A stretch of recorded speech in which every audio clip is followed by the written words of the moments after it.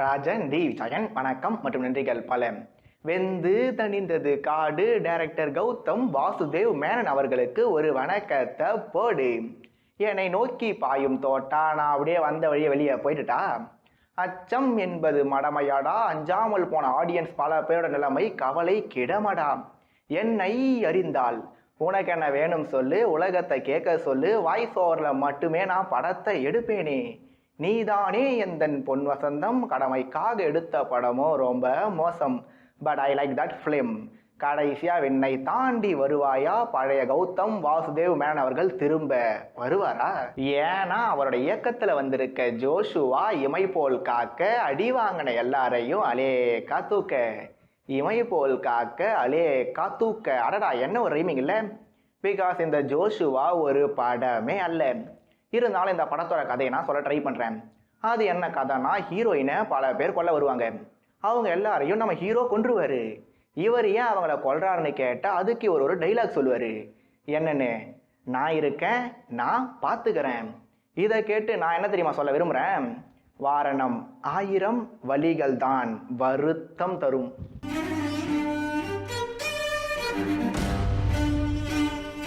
Joshua இமை போல் காக்க இது ஒரு முழுமையான படமானா கண்டிப்பாக இல்லை.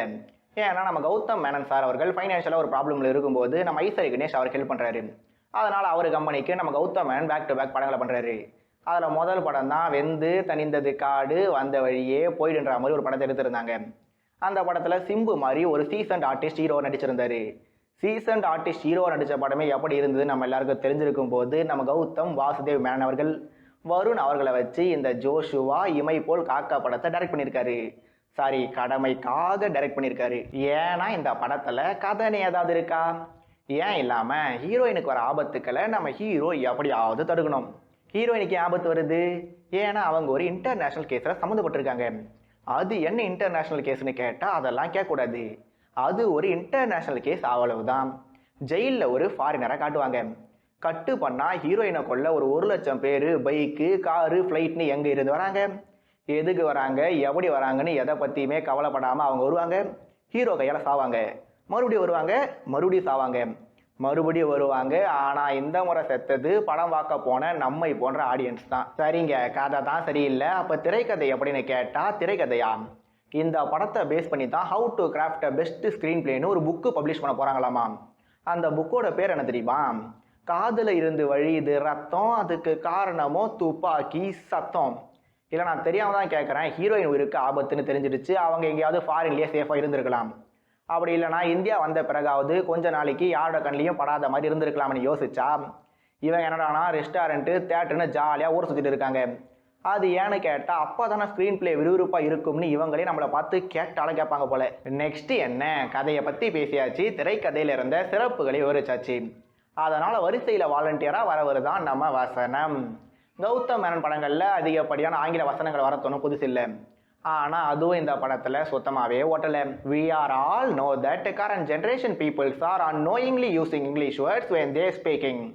But in this film, every time when the character speaks in English, it make me more uncomfortable due to this type of English dialogues not sync with the situation totally. போதும் உனக்கு தெரிஞ்சதே ஒரு 1.5 இங்கிலீஷு, அதில் எங்கே திசு போடணும் எங்கே தட்டு போடணும்னே தெரியாது.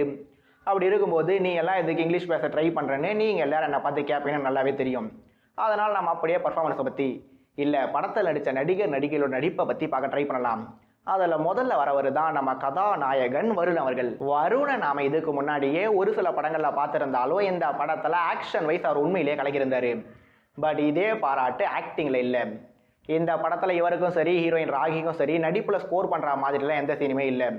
பட் இவங்க 2 பேர் மட்டுமே most of the screen time occupy பண்ணி அதில் இவங்க நம்மளை எங்கேயுமே இம்ப்ரெஸ் பண்ணலை. அதனால் இந்த படமும் நம்மளை இம்ப்ரெஸ் பண்ணாமலேயே போயிடுது. இவங்களோட நம்ம டிடி வராங்க, ஜஸ்ட்டு வராங்க. மன்சூர் அலிகான் வராரு, எப்போ வந்தாருன்னே தெரியாத அளவுக்கு வராரு. கிளைமேக்ஸில் நம்ம கிட்டி வராரு, பாஷா படத்தை ஞாபகப்படுத்திட்டு போகிறாரு. இவங்களோட நம்ம கிருஷ்ணா வராரு. இந்த படத்துலையே ஸ்கோர் பண்ண ஒரே நடிகர் அவர் மட்டும்தான். ஆனால் அவர் ப்ரொடியூசரோட ரிலேட்டிவ் இல்லையே.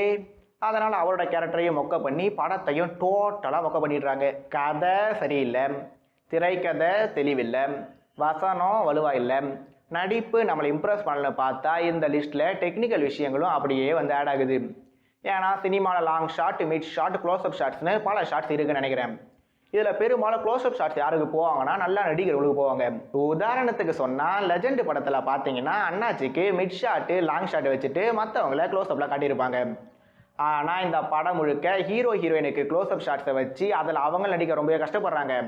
அதை பார்க்க நம்மளும் ரொம்பவே கஷ்டப்படுறோம்.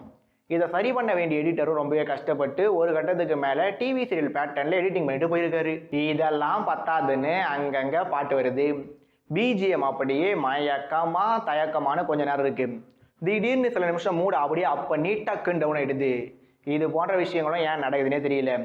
பட் என்னதான் இந்த படம் ஃபைட் சீன்ஸும் ஓவர் ஹீரோயிசமாக இருந்தாலும் அந்த ஃபைட் சீன்ஸை நான் பல இடங்களில் ரசிச்சன்ற உண்மையை இங்கே சொல்லி ஆகணும். ஏன்னா இந்த படத்துல இருந்து வேற எந்த ஒரு எலமெண்ட்டுமே என்னை இம்ப்ரெஸ்ஸே பண்ணலை. ஆனால் இந்த படத்தின் மூலமாக என்னை டிப்ரெஸ் ஆக்கிற எலமெண்ட்ஸோ ஏராளம். அதில் முதல் எலமெண்ட்டு தான் படத்தோட செகண்ட் ஹாஃப். இந்த படமே டோட்டல் டம்மியாக இருந்தாலும் ஃபர்ஸ்ட் ஹாஃபில் கண்டென்ட்னு எதுவுமே இல்லாமல் இருந்தாலும் அது ஒரு மாதிரி சட்டுன்னு முடிஞ்ச ஃபீலிங் எனக்குள்ளே இருந்தது. ஆனால் செகண்ட் ஹாஃபில் சம்மந்தம் இல்லாமல் ஒவ்வொரு கேரக்டராக உள்ள வராங்க. அதில் ஆளுக்கு ஒரு சில கதைகளை சொல்கிறாங்க.